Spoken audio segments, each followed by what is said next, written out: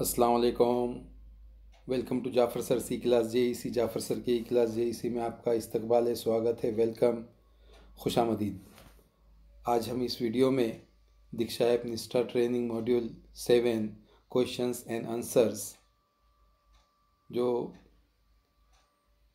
Module 7 है वो primary दर्जात में कसीर लिसानी तालीम का उन्वान है। ये वीडियो पार्ट 1 है क्योंकि इसमें मुकम्मिल 40 सवालात है। पहले शुरू 1 से 20 तक सवाल है और फिर उसके बाद 21 ता 40। इस तरह से 2 मरतबा इसका इवेल्युएशन होता है। क्विज़ या जायज़ा जो इसमें दिया हुआ है टैब, उसे हमें कंप्लीट करना होता है। तो इसलिए ये वीडियो में आज हम पार्ट 1 क्वेश्चन 1 टू क्वेश्चन 20 देखने जा रहे हैं। आप इसे आखिरी तक देखें, ज़रूर आपको इससे फ़ायदा होगा।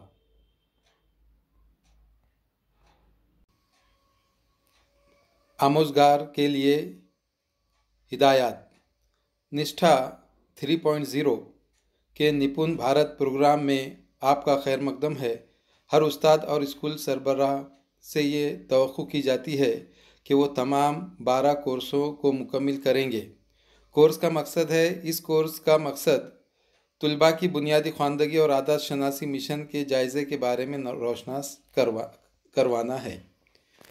अब देखिए, अगर आपने इसके 20 सवालात कंप्लीट किए हैं तो आपका ये मॉड्यूल कंप्लीट नहीं होता है, मुकम्मिल नहीं होता है। आपको दोबारा क्विज़ में जाकर आगे यानी क्विज़ हल करना होती है और फिर यानी 2 मरतबा क्विज़ हल करने के बाद इसमें मुकम्मिल आपका जो है ये मॉड्यूल हो जाता है, कंप्लीट बताता है फिर आपका सर्टिफिकेट जनरेट हो जाता है। देखिए, ये मॉड्यूल 7 का खुलासा है हमारे मुल्क में कसीर लिसानियत पर। इसका आप बग़ौर मुशाहिदा करें, मुताला करें तो आपको ये मॉड्यूल आसानी से समझ में आ जाएगा। देखेंगे, हम शुरू करते हैं। यह है निष्ठा का सरेवर्क, इस पे इसका उन्वान दिया गया है। इसका फुल फॉर्म निष्ठा का उसका उर्दू में तर्जुमा है। इसके बाद हम देखते हैं कि सवालात शुरू करते हैं हम। पहला सवाल है, स्कूलों में इस्तेमाल होने वाली ज़बान की वजह से किसको आमोजिश में खसारे का सामना नहीं करना पड़ता? तो इसका जवाब पहला है, अंग्रेज़ी मीडियम में पढ़ने वाले ऐसे बच्चे जिनके घरों में अंग्रेज़ी का काफ़ी इस्तेमाल होता है। सवाल नंबर 2 है, ज़बान की आमोजिश के लिए मुश्तरका बुनियादी महारत कॉमन अंडरलाइंग प्रोफिशिएंसी का मफरूज़ा किसने पेश किया था? तो इसका जवाब है जिम कमिंस। उसके बाद है, हम अपनी रोज़मर्रा की ज़िंदगी में किस तरह की ज़बान इस्तेमाल करते हैं? तो इसका जवाब नंबर 2 है मिली जुली ज़बान। उसके बाद सवाल है, गलत बयान का इंतखाब करें। अब इसमें से 4 बयानात है, गलत बयान है। जो चौथा है, मादरी ज़बान में आमोजिश के ज़रिए बच्चे तमाम मज़ामीन को समझने में मुश्किल का सामना करते हैं। उसके बाद का सवाल है, बुनियादी ख्वानदगी और आदत शनासी FLN मिशन की कामयाबी के लिए ज़रूरत ऐसा होना चाहिए उसमें। तो उसका जवाब है, ऐसी ज़बान इस्तेमाल की जाए जिनसे बच्चे मानूस हैं यानी वाकिफ़ है। मुंदरजा झेल में कौन सा बयान कौमी तालीमी पॉलिसी 2020 में शामिल नहीं है?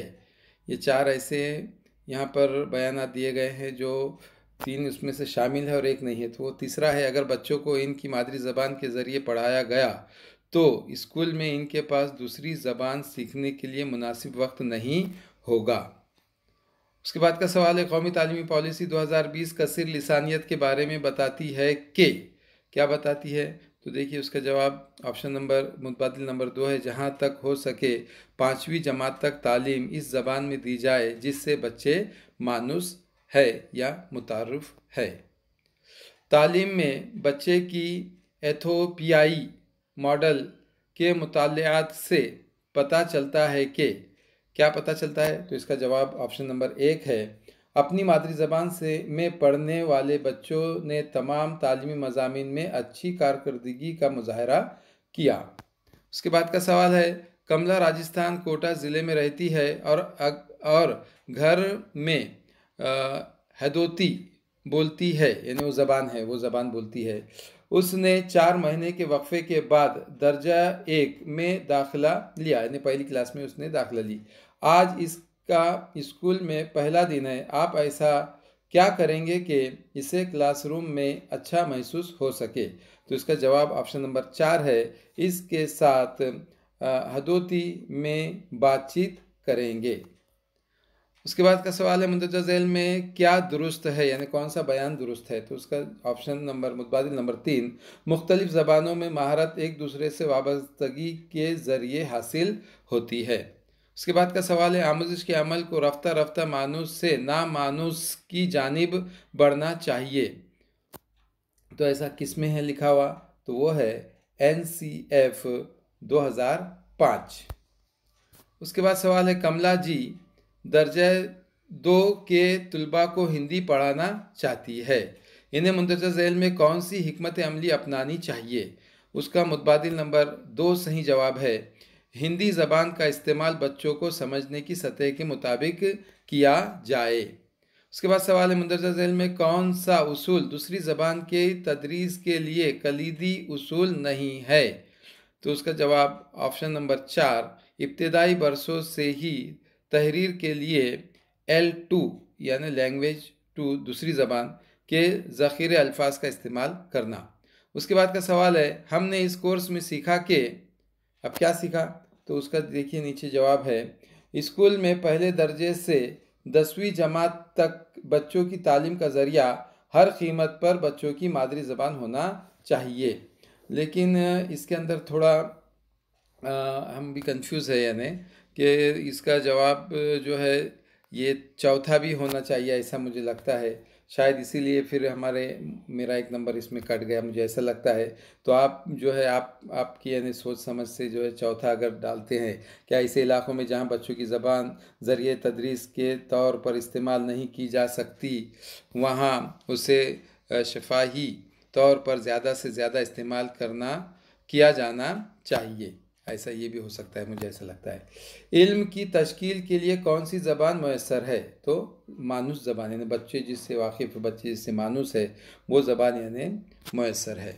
उसके बाद का सवाल है, UDISE के मुताबिक हिंदुस्तानी स्कूलों में कितनी ज़बानों को तालीम के मीडियम के तौर पर इस्तेमाल किया जाता है? तो पूरे हिंदुस्तान में यानी अपने भारत में 36 ज़बानें ऐसी है जिसे तालीम के मीडियम के तौर पर इस्तेमाल किया जाता है, ऑप्शन नंबर 1। उसके बाद है इस्तिलाह पहली ज़बान L1 का मतलब है, यानी ये मतलब है उसका, तो नंबर 1 है उसका, वो ज़बान जो बच्चे समझते हैं वो L1 है, यानी फर्स्ट लैंग्वेज है।